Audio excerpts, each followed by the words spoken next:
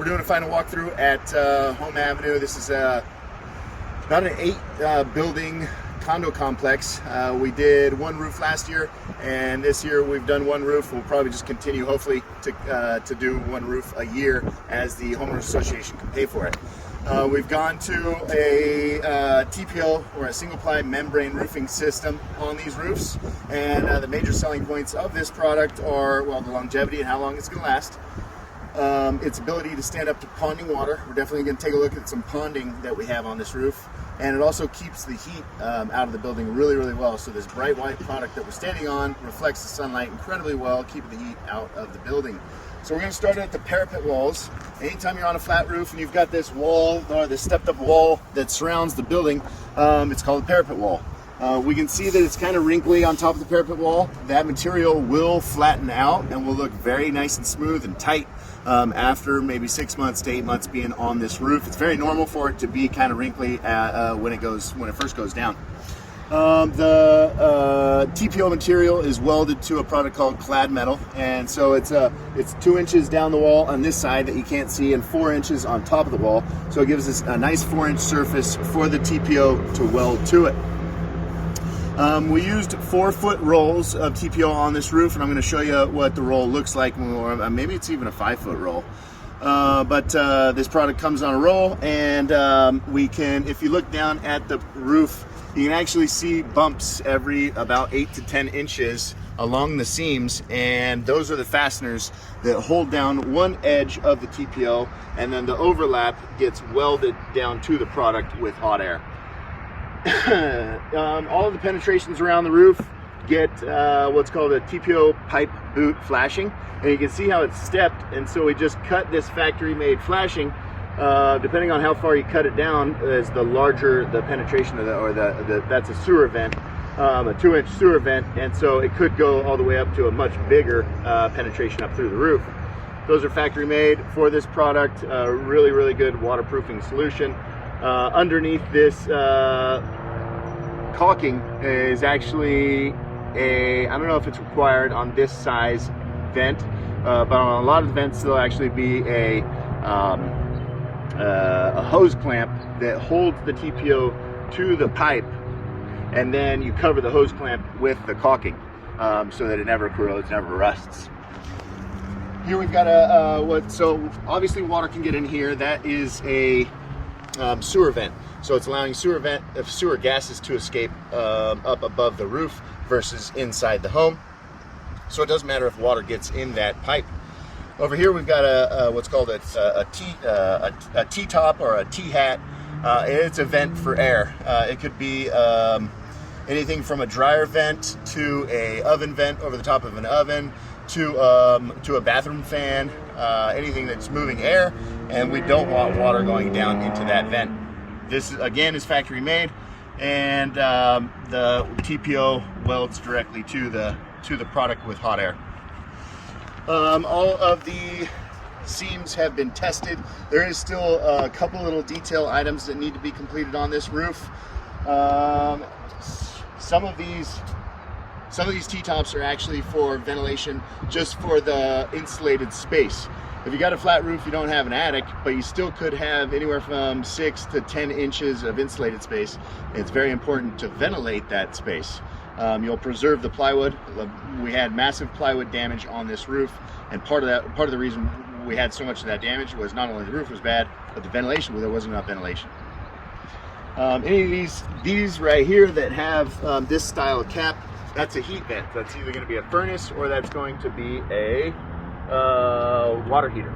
And there were actually, on this roof, there was a whole bunch of dryer vents that had this style cap, and that was creating massive problems because this traps the lint. And so any of those that were obviously dryer vents, we actually changed out for the T-top because there's much less likelihood of that clogging than this heat vent right here. If we come back here, we can see our drainage through the parapet wall. And so all of these styles of drains are called scupper drains. And they're located at the low point of the roof to allow the water to escape out the side of the building, and then typically it'll go into a gutter downspout and go down to the ground. When there's two in the same location, that usually means one is a primary and one is a secondary. The secondary is usually higher, and the higher drain, if somebody from the ground sees water coming out of the higher drain or the secondary drain, it's a notification that the primary drain is clogged and there is some maintenance that needs to be done on the roof. Let's look at our first little ponding area that we have here. So last year there was considerable wood damage on this building, and wood damage is always very expensive. When we did the roof last year next to this building, the wood damage was even worse. The HOA was very upset with the amount of wood repair costs that went into it, and they actually didn't pay me for what's called a cricket. A cricket is when we've got a ponding area like here where water is collecting, and we actually bring up the roof surface to divert water towards each of the drains. This roof does have some minor crickets. You can see the parapet wall comes out just a little bit right here. So that is a cricket, but it's not working properly and it needs to be expanded. So I might give this building the option to add crickets in the future, but this TPO does such a great job of standing up to ponding water that there is no downside to just letting this water sit here. Building code requires a cricket for anything that is for any standing water that's there longer than, I think, 24 to 48 hours after an event, a storm or something like that.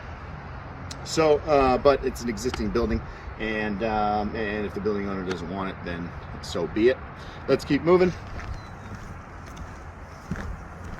We've got a weird little step in the building right here that created some challenges, and anywhere where we see these little patches, there's a fastener underneath there, and so we run into unique situations like this all the time, and this was the best way to deal with that. Let's see here. Oh, let's take a look at this roll of TPO right here. So this is how the product comes. It's actually a 5-foot roll, and comes in 3 different thicknesses. There is 40 mil, which is the thinnest, 60 mil, which is what we use standard, and then there's 80, which is the thickest product. And if you were in a situation where, let's say it's hailstorms were present, or if you can, in coastal communities, you'll actually have seabirds drop shellfish and rocks and things like that onto flat roofs like this, and that can cause damage. And so maybe in those situations you go up to the 80 mil, but in this situation the 60 mil is perfect. It's a very, very strong material. Should get a full 25 years or more out of this roof. What else we got? As you can see, there is a little bit of maintenance here and there. Looks like we actually may have pulled a few of these tiles off. So the tile eyebrow sections of these roofs were not included in our contract. Those can be done at any time after the fact as needed. But it looks like we may have pulled a few tiles off just to get to get our detail work wrapped around this corner properly.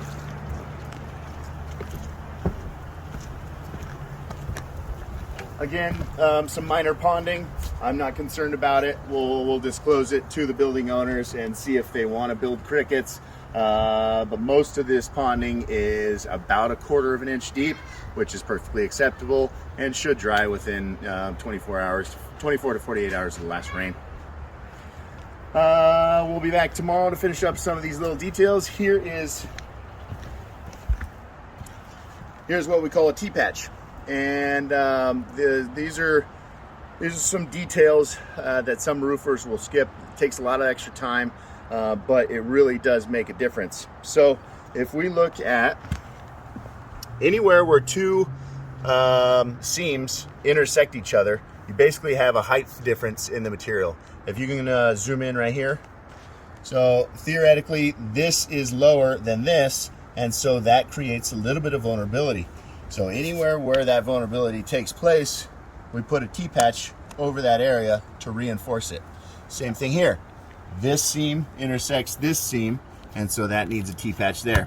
So those are a couple little details that have not been completed, and there will be dozens of those around the roof that need to be done before we're 100% complete with this roof. But all in all, I'm really happy with how it turned out. They will have years and years of basically maintenance-free roof. There are some trees around here that will drop some debris, and so every couple of years it is important for a maintenance guy to get up here and clean those scupper drains, make sure we're getting as much water off this roof as we can.